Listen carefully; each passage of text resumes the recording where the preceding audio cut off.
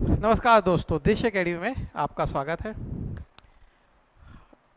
हमने पढ़ते समय, आप एग्ज़ाम की जब तैयारी करते हैं तब हम जनजातीय विद्रोह पढ़ते हैं तो बहुत सीमित पढ़ते हैं, तो बहुत बेसिक जानकारी पढ़ते हैं जो एग्ज़ाम के दृष्टिकोण से बहुत इंपॉर्टेंट रहती है, बस उतनी ही पढ़ते हैं।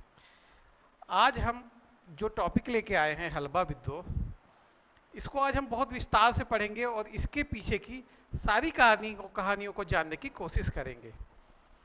क्या है कि इसके पीछे भी ना बहुत सारी कहानियाँ हैं, एक कहानी नहीं है। हम लोग जब पढ़ते हैं या एग्ज़ाम के दृष्टिकोण से जब पढ़ते हैं तो हमको सिर्फ एक कहानी पता चलती है कि दरियादेव थे, अजमेर सिंह थे, दोनों के बीच सत्ता को लेकर संघर्ष हुआ और जिसमें दरियादेव ने क्या कोटपाड़ की संधि की 6 अप्रैल 1978 को, और फिर दरियादेव को हराया, अजमेर सिंह को हराया और बस्तर के शासन पे अपना सत्ता स्थापित की। क्योंकि यह संधि हुई थी जयपुर नरेश और मराठाओं के बीच, तो जो बस्तर के नरेश थे दरियादेव, वह अंततः कैसे हो गए थे, मराठाओं के अधीन हो गए थे। और कुछ 59,000 टकोली की बात की गई थी कि इन्होंने 59,000 टकोली पे यह संधि की थी मराठाओं से। जयपुर नरेश को जयपुर और कोटपाड़ के क्षेत्रों को दिए जाने वाले थे इस संधि के तहत। ये हमारी बेसिक कहानी है जो हम देखे थे, ठीक। पर आज हम इस हलवा विद्रोह का डिटेल देखेंगे, क्योंकि इसमें हमको ना, जब पुराने इतिहासकारों को देखते हैं तो हमें 2-3 कहानियाँ दिखती हैं, ठीक। तो मेरे हिसाब से तो हमको ये जानना बहुत ज़रूरी है, क्योंकि हम छत्तीसगढ़ के निवासी हैं तो हमको जानना चाहिए हमारे इतिहास के बारे में। और साथ ही आपके एग्ज़ाम के दृष्टिकोण से भी इम्पॉर्टेंट हो सकता है। कई बार कुछ फैक्ट ऐसे पूछ लिए जाते हैं जो सामान्यतः नहीं मिलते, ठीक। तो चलिए आज हम देखेंगे हलवा विद्रोह, ठीक। अगर देखा जाए तो बस्तर क्षेत्र का यह पहला विद्रोह था। इसके पहले दलपत देव जो थे उस समय तक विद्रोह नहीं दिखता है, फिर यह पहला विद्रोह दिखता है। तो आखिर इस समय हुआ क्या? देखिए, इस हलवा विद्रोह को डोंगर विद्रोह के नाम से भी जाना जाता था। डोंगर जब तक चालुक्य नहीं आए थे, काकती नहीं आए थे, तो डोंगर का क्षेत्र क्या होता था, स्वतंत्र होता था। और ये आदिवासी बहुल्य क्षेत्र था हलवाओं का, तो यहाँ पे गणतंत्रात्मक शासन व्यवस्था चलती थी। जब चालुक्य आए तो चालुक्यों ने एक प्रथा शुरू की कि जो डोंगर का जो, क्या बोले तो, आपका जो मेन रहता था, डोंगर का बोल दिया जाए तो क्या बोलेंगे उसको, गवर्नर, ठीक। डोंगर का गवर्नर रहता था, वो हमेशा छोटी रानी के बेटे को बनाया जाता था। पर दलपत देव के समय कुछ ऐसा हुआ कि दलपत देव ने अपनी बड़ी रानी के बेटे को क्या कर दिया, डोंगर का राजा बना दिया और छोटे पुत्र को बस्तर का क्षेत्र दे दिया। और यही इस विद्रोह का क्या रहा, मूल कारण रहा इस विद्रोह का होने का, ठीक। देखिए, यह जो विद्रोह है, ठीक, इस विद्रोह में इस कारण के अलावा और भी कई कारण इसमें थे, ठीक। देखिए, अगर हम तत्कालिक पृष्ठभूमि देखते हैं थोड़ी सी, तो जो बस्तर की जो बड़ी रानी थी, पटरानी थी, कहा जाए तो दलपत देव की, ठीक। दलपत देव की पटरानी थी, उनका नाम था विष्णु कुमार। इनके बेटे थे अजमेर सिंह। और यह विष्णु कुमार जो थी, यह थी कांकेर रियासत की पुत्री। कांकेर रियासत में जो राजा थे उस समय यह उनकी पुत्री थी, जिनका शादी हुआ था दलपत देव से। हलबा क्षेत्र और कांकेर क्षेत्र का पहले भी मैत्रीपूर्ण संबंध था। जब अजमेर सिंह को क्या दे दिया गया, डोंगर का क्षेत्र दे दिया गया, जबकि अजमेर सिंह बड़े रानी के बेटे थे और दरियादेव छोटे रानी के बेटे थे, उनको दलपत देव ने क्या कर दिया, बस्तर का क्षेत्र दे दिया। तो हलवा लोगों को भी ये चीज़ पसंद नहीं आई कि जो बड़े के अधिकार का क्षेत्र है उसको किसको दे दिया गया, छोटे को दे दिया गया, ठीक। जब ये जो विष्णु कुमार थी, ये हरपाल देव की बेटी थी।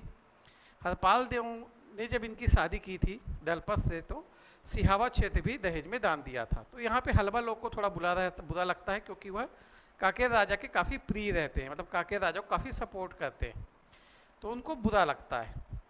तो ये एक प्रमुख कारण बन जाता है किसका, आपके हलवा विद्रोह का, ठीक। तो आपको थोड़ा सा रानी का नाम याद रखना है, विष्णु कुंवर, ठीक। किसकी बेटी थी ये, हरपाल देव की पुत्री थी, ठीक।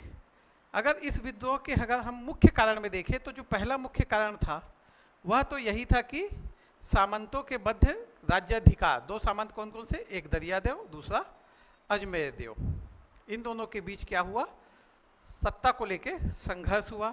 ठीक, दूसरा अपने गवर्नर को लेके जो हलवा लोग थे उनमें एक अटूट विश्वास था, एक अटूट सम्मान था, तो वह उसके हक को दिलवाना चाहते थे। ठीक, फिर इस दौरान यहाँ पे अकाल पड़ा था और उस समय बस्तर के राजा ने यहाँ पे क्या की, वसूली की, जिससे क्या हो गए, आदिवासी लोग आक्रामक हो गए यहाँ के। ठीक, जब दरियादेव बस्तर में बैठे हुए थे उस समय इस क्षेत्र को नज़रअंदाज किया गया। ठीक, और इसी क्रम में दरियादेव के द्वारा क्या किया गया था, अजमेर सिंह की हत्या कर दी गई थी धोखे से। यह भी हलवा विद्रोह के एक कारणों में गिना जाता था। हलवा विद्रोह तो अजमेर सिंह के समय चालू हो गया था, पर यह विद्रोह फिर आगे चल के और उग्र होता है। ठीक, देखिए इसकी कहानी ऐसी थी कि जब दलपत देव जो थे वो बूढ़े हो गए थे, पर उनको अपनी छोटी रानी के बेटे दरियादेव से ज़्यादा लगाव था, तो उनके मन में यह इच्छा थी कि बस्तर का शासन वही संभाले। और इसी कारण उन्होंने क्या किया, उन्होंने जो बड़ा बेटा था अजमेर सिंह, बड़ी रानी का बेटा था, एक्चुअली उम्र में वो दरियादेव से छोटा था।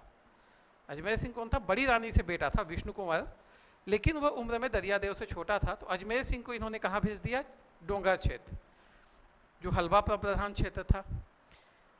अब जिसे तो अजमेर सिंह को भी पसंद नहीं आया, क्योंकि गद्दी पे भाई सीधी की बात है कि उस समय के जो नियम कानून थे उसके तहत ज्येष्ठ रानी के बेटे का ही हक होता था, और इन्होंने किसको बना दिया, दरियादेव को फिर बस्तर का शासक बना दिया। हलवाओं को ये बात पसंद नहीं आई, वो नज़रअंदाज, मतलब लगा कि उनको राजा नज़रअंदाज कर रहे हैं।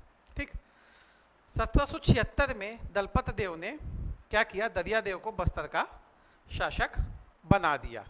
ठीक, अब अजमेर सिंह को बुरा लगेगा, स्वाभाविक सी है, किसी को भी बुरा लगेगा, तो उसने बदला लेने की ठानी।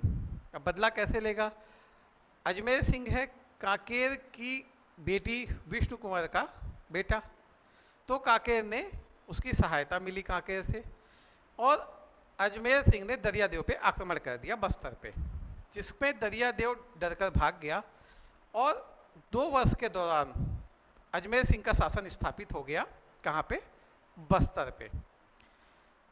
ठीक, लेकिन अवसर पाकर दरियादेव ने क्या किया, जयपुर नरेश और मराठाओं से संधि की, जिसे हम कोटपाड़ की संधि के नाम से भी जानते हैं। कब हुई थी, 6 अप्रैल 1778 को।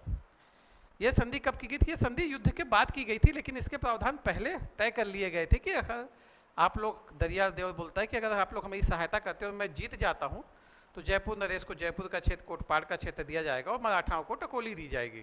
ठीक, हुआ वही कि युद्ध में दरियादेव विजय हुआ, अजमेर सिंह हार गया। ठीक, इसके बाद एक कहानी ये आती कि अजमेर सिंह ने फिर से रायपुर मराठाओं से संपर्क किया था और रायपुर मराठा से सहायता ली थी।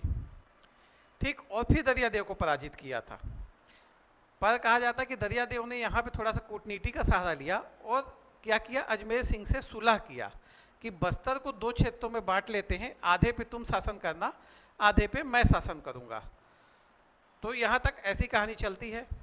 जब ये बांट लेते हैं तो एक दिन दरियादेव अजमेर सिंह को मिलने बुलाता है अपने पास, और धोखे से उस पर क्या कर देता है, वार कर देता है, जिससे अजमेर सिंह क्या हो जाता है, घायल हो जाता है।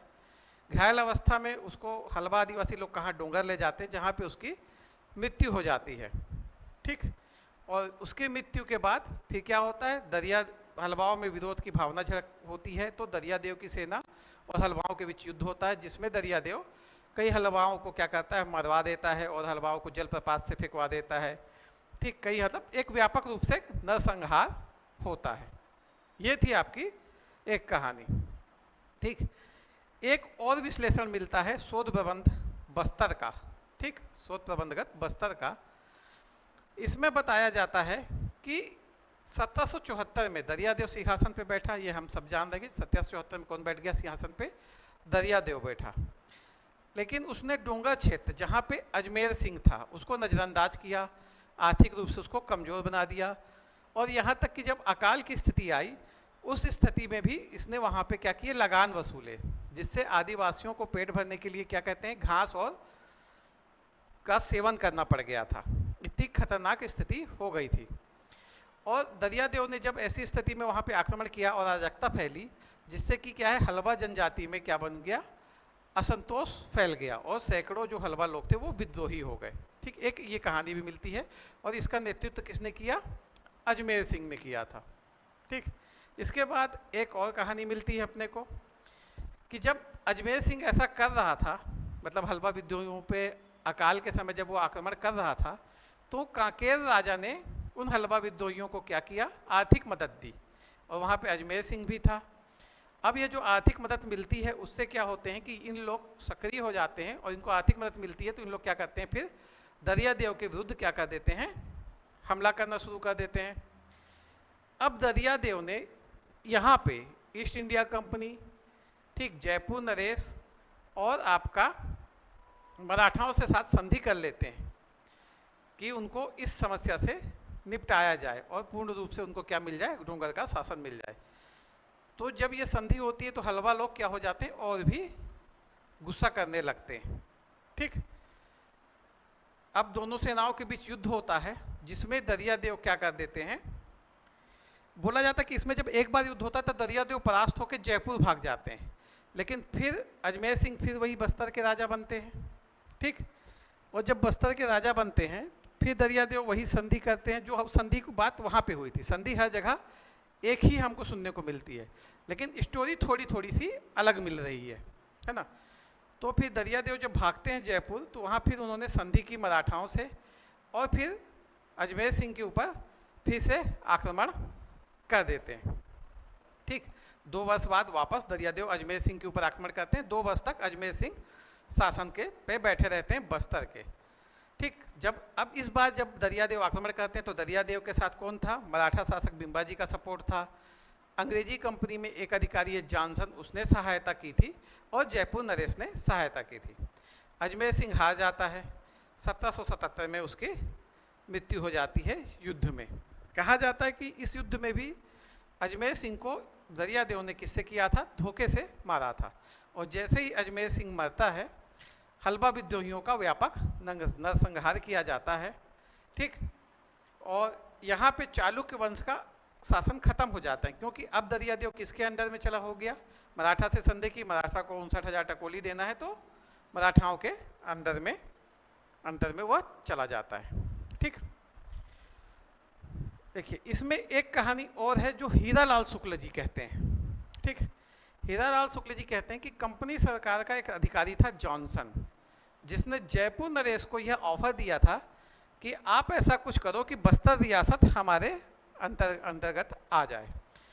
और फिर इसी उसमें जयपुर नरेश क्या करते हैं? दरियादेव से संधि करते हैं, जो कोटपाड़ की संधि होती है।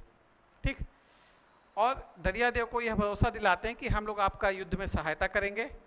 ठीक, अजमेर सिंह को हरा देंगे और पूरे क्षेत्र पे आपका शासन हो जाएगा। ये जो संधि होती है, इसी के तहत फिर युद्ध होता है, जिसमें एक तरफ अजमेर सिंह होते हैं और एक तरफ होते हैं दरियादेव, जॉनसन और मराठा की सेना होती है, जिसमें दरियादेव अजमेर सिंह को मार डालते हैं और फिर दरियादेव की विजय हो जाती है। दरियादेव की विजय होने के साथ ही क्या होता है? हलवा लोगों का व्यापक रूप से जाति के आधार पर क्या होता है? नरसंहार किया जाता है, ताकि फिर से ऐसा विद्रोह ना पनपे। ठीक, फिर हुआ वही कि फिर जो बस्तर क्षेत्र है वो किसके अंतर्गत आ गया? अल्टीमेटली फिर मराठाओं के अंतर्गत आ गया। मराठा की टकोली पटाने लगा। जयपुर नरेश को जयपुर और कोटपाड़ का क्षेत्र दिया गया। तो जो संधि के तहत बातें की गई थी वह दी गई। तो हमारे पास कितनी कहानियाँ मिली? हमारे पास 3 कहानियाँ मिली। ठीक, तीनों कहानियों में थोड़ा थोड़ा सा अंतर है। हर इतिहासकार के हिसाब से हमको थोड़ा थोड़ा अंतर दिखाई देता है, लेकिन तीनों कहानियों का जब सार देखेंगे तो सार एक ही मिलता है कि हर जगह दरियादेव पहले शासक बनता है, फिर अजमेर सिंह से दरियादेव का युद्ध होता है।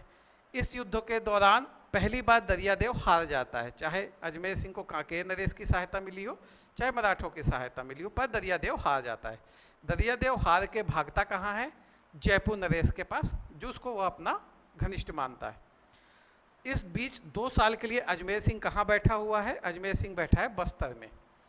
पर ऐसा नहीं कि केवल उसके सपोर्टर थे, दरियादेव को भी सपोर्टर रहे होंगे, तो अजमेर सिंह को वहाँ स्थायित्व नहीं मिल पाता। तब तक दरियादेव जयपुर नरेश, अंग्रेजों और मराठाओं से संधि कर लेता है। फिर वापस लौटता है, अजमेर सिंह से युद्ध करता है।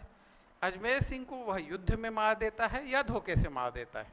ठीक, हमको धोखे से मार देने की कहानी ज़्यादा मिलती है कि उससे मिलने बुलाता है और धोखे से मार देता है। अजमेर सिंह के मरने के बाद हलवा जितने भी जनजाति थे, हलवा लोग, उन सबका व्यापक रूप से नरसंहार किया जाता है। ठीक, और इसका परिणाम ये रहा कि चालुक्य शासन का जो था वो अंत हो गया, क्योंकि अब जो भी चालुक्य बन रहे थे राजा, वह किसके अधीन बनेंगे? वो मराठाओं के अधीन होंगे, क्योंकि मराठाओं से संधि के तहत इन्होंने 59,000 टकोली का क्या किया था? संधि की शर्तों में लिखा था कि मराठाओं के 59,000 टकोली देंगे। तो ये है आपकी हलवा विद्रोह की पूरी कहानी। ठीक, कैसा लगा आपको हमारा ये वीडियो जरूर बताइएगा, और पसंद आया हो तो हमारे चैनल को लाइक, शेयर और सब्सक्राइब जरूर कीजिए। धन्यवाद। अगले वीडियो में फिर मिलेंगे एक नई कहानी के साथ।